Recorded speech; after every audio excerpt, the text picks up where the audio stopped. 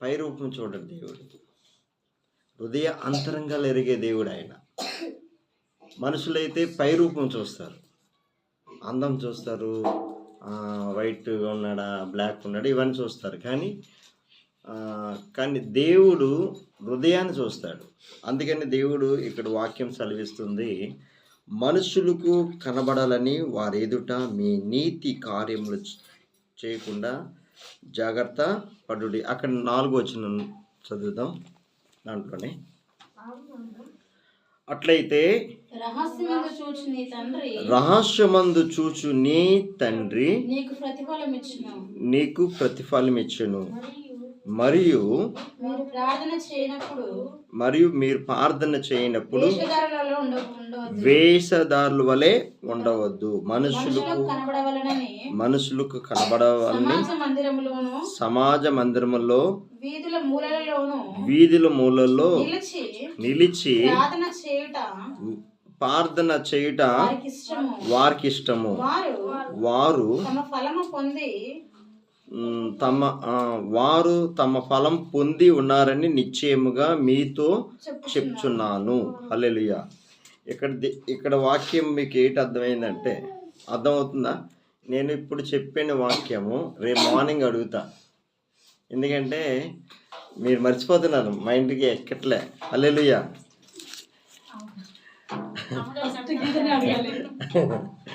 ఇప్పుడు చెప్పిన వాక్యము రేపు మార్నింగ్ అడుగుతాను. ఒక్కటైనా ఇప్పుడు ఏడు చెప్పానంటే, వేషధారణపై విజయము అంటే దేవుడి దగ్గర వేషధారణ ఉండకూడదు. వేషధారణ చిన్న పాయింట్ ఇచ్చినా నా సంతోషపడతాను. హల్లెలూయా. ఈరోజు ఇక్కడ వాక్యం ఏంటి సెలవిస్తుందంటే, రహస్యమందు చూచు నీ తండ్రి నీకు ప్రతిఫలం ఇచ్చును. ఇప్పుడు పరిశుద్ధాత్మ దేవుడు ఎప్పుడైతే ఏక మనసు ఏక ఆత్మతో, అంటే దేవుడితో మనం సంబంధం ఉండాలి. సమాజ మందిరంలోని దేవుని మందిరంలో చేసే ప్రార్థన ఒక్కంతు, కానీ దేవుడితో మనతో చేసిన ప్రార్థన ఒక్కంతు. అందుకని పరిశుద్ధాత్మ దేవుడు దావీదు మహారాజు అంటాడు, 139వ కీర్తన ఒకసారి చూద్దాం. 139వ కీర్తన 9.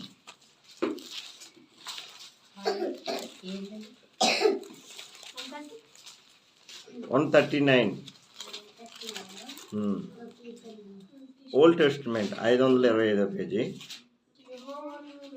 నేను చదువుతాను, మీరు ఆలకించాలి జాగ్రత్తగా. మనసు ఎక్కడో పెట్టద్దు, దేవుని వాక్యం మీద ఉంచండి. నేను ఒకటి చెప్తున్నా, యెహోవా నీవు నన్ను పరిశోధించి తెలుసుకుని ఉన్నావు. నేను లేచుట నీకు తెలియను. నాకు తలంపు పుట్టక మునుపే నీవు నా మనసును గ్రహించుచున్నావు.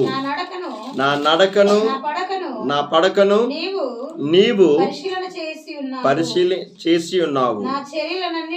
నా చర్యలన్నిటినీ నీవు బాగుగా తెలుసుకుని ఉన్నావు.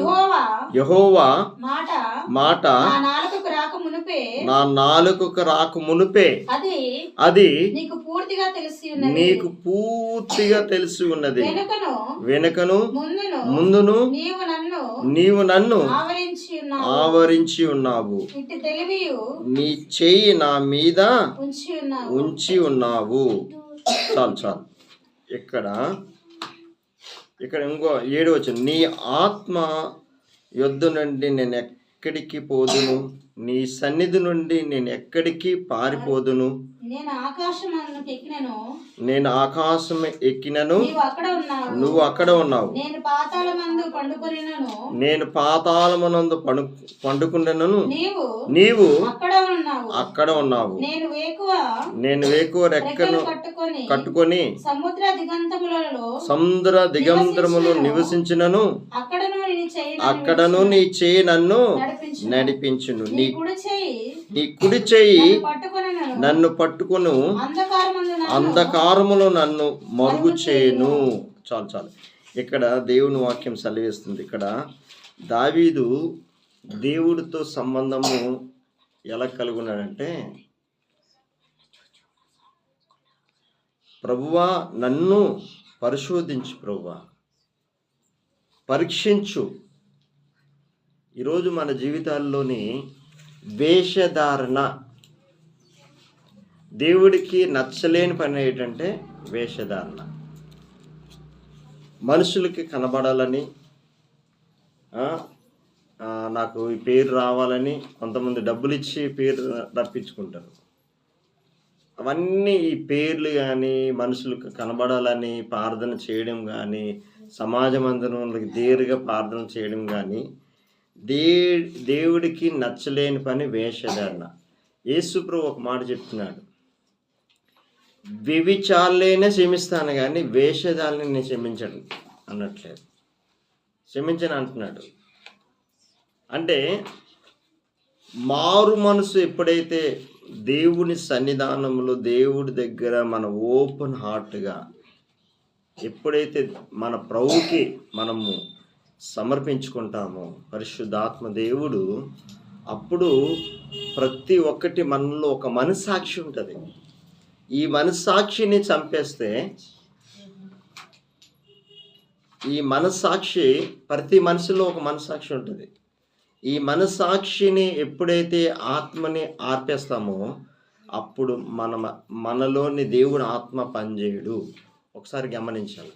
దేవుని ఆత్మ పనిచేయలేదనుకో, అప్పుడు ఏంటి వస్తుందంటే చింత, దిగులు.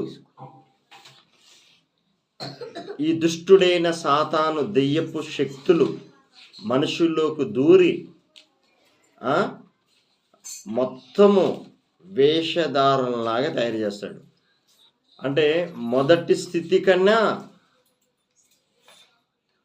కడపట్టి స్థితి మరి దారుణంగా ఉంటుంది. అందుకనే ఒక్కసారి యేసు ప్రభువుని రుచి చూసిన వాళ్ళు వెనక్కి తిరిగి వెళ్ళకూడదు. ఒకవేళ వెళ్తే ఒక దెయ్యం ఉండేది 7 దెయ్యాలు వస్తాయంట. అందుకనే దేవుడు మొదటి వారిని కడపట్టి వారు అవుతారు, కడపటి వారు మొదటి వారు అవుతారని వాక్యం సెలవిస్తుంది. ఈరోజు దేవుడు వేషధారణపై విజయాన్ని దేవుడు మనకి అనుగ్రహించాడు. పరిశుద్ధాత్మ ద్వారా, దేవుని ఆత్మ ద్వారా మనలోని ప్రతి కూర్చున్నా, నించున్నా, మన ఆలోచన పుట్టక మునిపే దేవుడికి తెలుసు. మనం ఏది మాట్లాడుతున్నామో దేవుడికి తెలుసు. ప్రతి ఒక్కటి కూడా దేవుడికి, ఆయన ప్రతి మాట కూడా ఆయన రికార్డింగ్ చేస్తాడు. మనల్ని ఎవరు చూడట్లేదే అని మనం అనుకోవచ్చు, కానీ దేవుడు ఒక్కడున్నాడు. ఆ దేవుడి దృష్టిలో మన పేరు లేకపోతే మనం చేసిన ప్రయాసం అంతా వ్యర్థమే. నేను ఒకటి చెప్తున్నాను, మనుషులందరినీ మోసం చేయొచ్చు, ఈ లోకమంతా మోసం చేయొచ్చు, హైకోర్టులోనే పాత సాక్షులు పెట్టి మోసం చేయొచ్చు, కానీ దేవుడి దగ్గర ఏది కూడా మోసం చేయడానికి ఉండదు. ప్రతి ఒక్కటి తెలుసు దేవుడికి. కానీ ఒక సందర్భంలోని ప్రభువు నన్ను ప్రేమిస్తున్నావా అని పేతురుని అడుగుతాడు. ప్రేమిస్తున్నాను ప్రభు అని అంటాడు. మళ్ళా ఇంకోసారి నన్ను ప్రేమిస్తున్నావా అంటే ప్రేమిస్తున్నాను ప్రభు అంటాడు. అలాగే 3 సార్లు అంటాడు,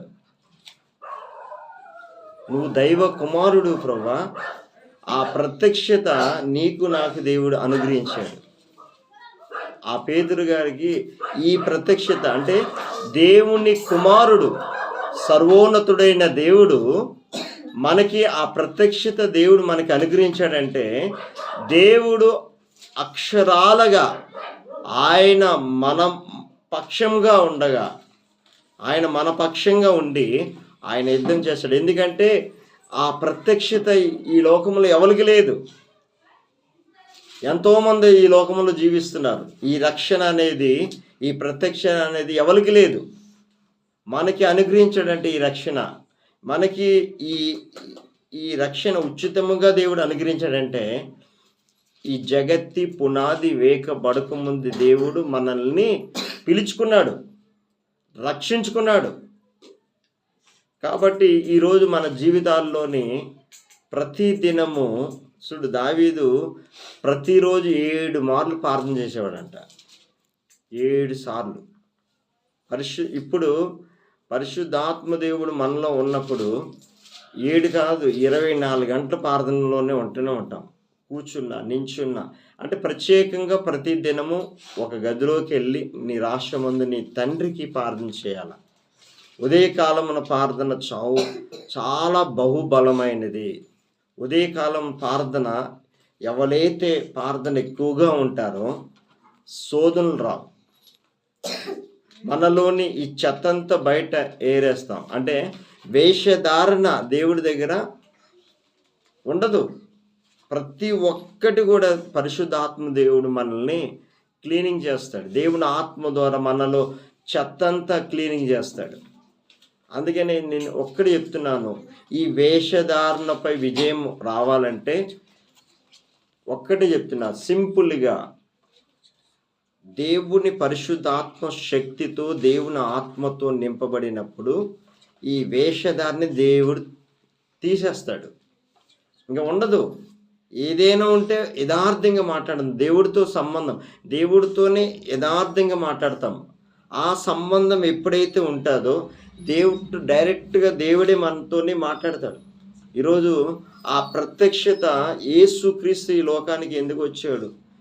అంటే ఆయన యథార్థమంతుడు, నీతిమంతుడు, ఏ పాపము చేయలేదు. కానీ పాపము మనుషులు మొదటి ఆదాం చేసిన మొదటి ఆదాం చేసిన పాపము మనుషులందరి మీదకి వెళ్ళిపోయింది. ఆ పాపము నుంచి, ఈ వేషధారణ నుంచి విడిపించాలని యేసుక్రీస్తు మరి డిసెంబర్ మాసము ఈ నెలంతా ప్రపంచమంతా ఒక క్రిస్టమస్ దినాలని ఎంచుతారు. ప్రపంచమంతా అంటే యేసుప్రభు పుట్టాడు లోకానికి అని ఒక పండగగా చేసుకుంటారు ప్రపంచమంతా. ఒక దేశమాకి అది యేసుప్రభు ఆయన పుట్టికతోనే 2 శకాలుగా మారింది. ఇప్పుడు ఈరోజు క్రీస్తు శకము రాస్తున్నామంటే 2025 సంవత్సరం రాస్తున్నామంటే యేసుప్రభు పుట్టికతోనే శకం మారింది. యేసుప్రభు పుట్టుకల ముందు క్రీస్తు పురము, యేసుప్రభు పుట్టిన తర్వాత క్రీస్తు శకము. నువ్వు నమ్మినా నమ్మకపోయినా ఇది సత్యము, సత్యము, సత్యము. యేసుప్రభు అన్నాడు, నేనే మార్గం, సత్యం, జీవం, నా ద్వారా తప్ప వేరొక మార్గము లేదు. ఈ సత్యాన్ని పరిశుద్ధాత్మ దేవుడు ఎప్పుడైతే మన జీవితంలోకి వస్తాడో మనలోని వేషధారణ ఉండదు. యథార్థంగా పరిశుద్ధాత్మ దేవుడు యథార్థంగా మాట్లాడతాడు, కానీ లోపల ఒకటి బయట ఒకటి మాట్లాడాడు. ఎందుకంటే దేవుని దృష్టిలో ఎవరైతే ఉంటారో దేవుడు వాళ్ళ పట్ల ఏ మేలు చేయక మానడు దేవుడు. అందుకనే దేవుడి దృష్టిలో మనము ఉండాలా. అందుకని దేవుని వాక్యం చదువుకుందాం. ఇక్కడ కిందన 15 వచనం, 139 కీర్తన 13 వచనం అక్కడ నేను రహస్యమందు పుట్టిన నాడు 13 నా అంతరంద్రియములను నీవే కలుగజేసితివి. నా తల్లి గర్భమందు నన్ను నిర్మించినవాడు నీవే. నీవు నన్ను కలుగు చేసిన విధము చూడగా భయమును ఆశ్చర్యమును నాకు పుట్టుచున్నవి. అందును బట్టి నేను నీకు కృతజ్ఞతాస్తుతులు చెల్లించుచున్నాను. నీ కార్యములు ఆశ్చర్య కార్యములు, ఆ సంగతి నాకు బహుగా తెలిసి ఉన్నది. చాలు చాలు చాలు. ఇక్కడ నీ కార్యములు ఆశ్చర్య కార్యములు, ఆ సంగతి నాకు బహుగా తెలిసి ఉన్నది. ఈ మాట ఎప్పుడు వస్తుందంటే చెప్పానా మీకు? ఇక్కడ దావీదు మహారాజు ఇక్కడ ప్రార్థన చేసినప్పుడు ఎలా ప్రార్థన చేశాడంటే, నా తల్లి గర్భముందు నన్ను నిర్మించిన వాడు నీవే. దేవుడితో ఆ సంబంధం కలిగి ఉన్నాడు దావీదు. ఎప్పుడైతే ప్రతి మనిషి చూడు, ఎందుకు దావీదు కుమారుడా కొత్త నిబంధనలో ఎందుకు వచ్చింది? వాగ్దానం చేశాడు దేవుడు, నీలో నుంచి రాజులు పడతారు. వాగ్దానం అబ్రహాంకి ఇచ్చిన వాగ్దానము నెరవేరింది కదా. ఆ వాగ్దానాన్ని ఇప్పుడు దావీదు ద్వారా, దావీదు మహారాజు ద్వారా ఇప్పుడు ఆ వంశావళి నుంచి యేసుక్రీస్తు జన్మించాడు. ఇప్పుడు ఎప్పుడైతే ప్రభుతో సంబంధం కలిగి ఉన్నాడో దేవుడు దావీదుని ఒక సాక్ష్యం చెప్తున్నాడు. దేవుడే చెప్తున్నాడు సాక్ష్యం. దావీదు నా మనసారా ఏ పేరు? దావీదు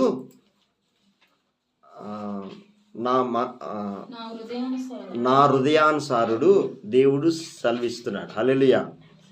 అంటే దేవుడే సాక్ష్యం ఏంటి? నా హృదయానుసారుడు అంటే అర్థం ఏంటంటే, దేవుడికి ఏదైతే మనసు ఉంటుందో, దేవుడికి ఏదైతే హృదయం ఉంటుందో అదే హృదయము దావీదుకి ఇచ్చాడు. ఏ పని పట్టుకున్నా, ఏది ఉన్నా దేవుడి సన్నిధానములు విచారం చేశాడు దావీదు. ప్రార్థన ముఖ్యంగా నేను చెప్తున్నాను, దేవుడు ఉంటే లోకంలో జీవించు, లేకపోతే దేవుడితోని సంబంధం కలిగి ఉండాలి. ఎప్పుడైతే ఏక మనసు ఏక ఆత్మతో ఎప్పుడైతే ప్రార్థన చేస్తామో ఆ ప్రార్థన బహుబలమైనది, పవర్ఫుల్.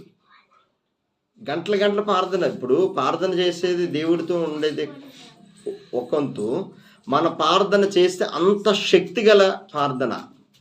హల్లెలూయా. ఈరోజు మన ప్రార్థన ఎలా ఉండాలంటే, నీతిమంతుడు ప్రార్థన బహుబలమైనది. ఈ బహుబలమైన ఈ శక్తి ఎలాగొస్తుంది?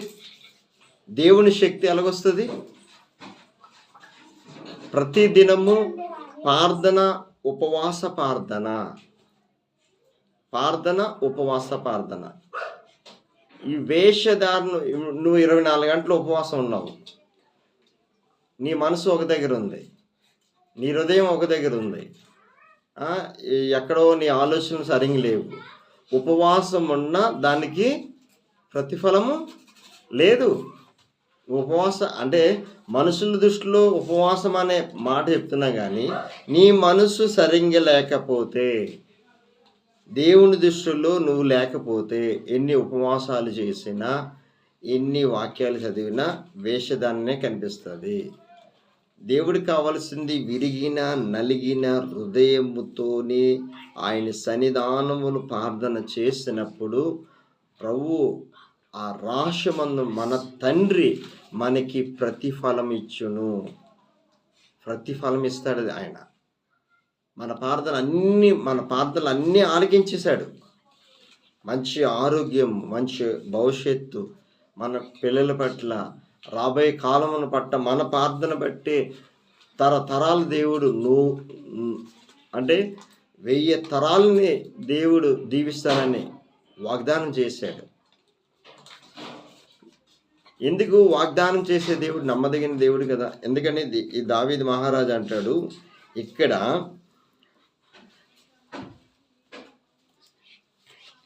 భూమి యొక్క అగాధ స్థలముల్లో విచిత్రముగా నిర్మించిన వారు నాకు కలిగిన ఎముకల్లో నీకు మెరుగే ఉండలేదు.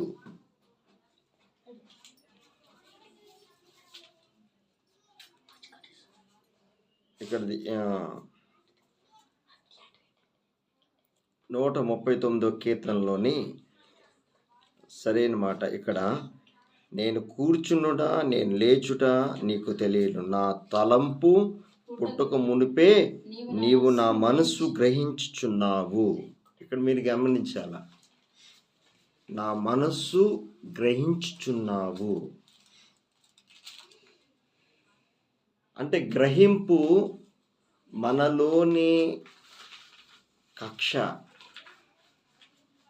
మనలోని ఈర్ష్య, మనలోని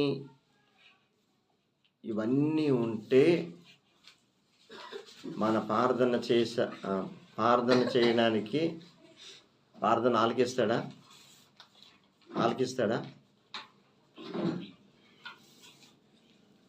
దేవుడు యేసు ప్రభు ఒక మాట చెప్తున్నాడు, ఒకసారి చూద్దాం. మత్తయి సువార్త 23వ అధ్యాయం.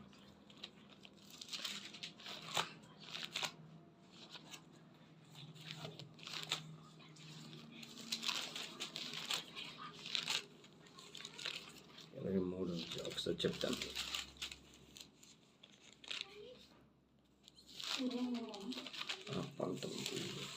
19.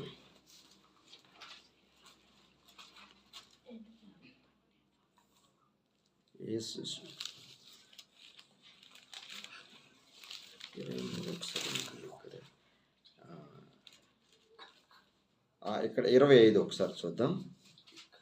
23, 25. అయ్యో వేషధారులైన శాస్త్రులారా, పరిసయ్యులారా, మీరు గిన్నెయు పల్లెమును వెలుపట 25 23 కాదు. అయ్యో వేషధారులైన శాస్త్రులారా, పరిసయ్యులారా, మీరు గిన్నెయు పల్లెమును వెలుపట శుద్ధి చేయుదురు గాని అవి లోపల దోపుతోను అంజింత్రముతోను నిండి ఉన్నది.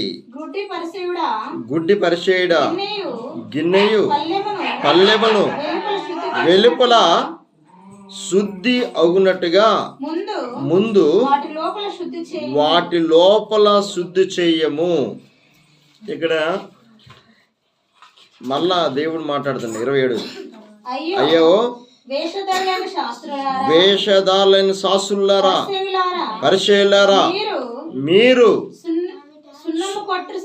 సున్నము కొట్టే సమాధులు పోలి ఉన్నారు అని వెలుపల శృంగారముగాను అగుపడు గాని లోపల చచ్చిన వారి ఎముకలతోని సమస్త కలుషితముతోని నిండి ఉన్నవి.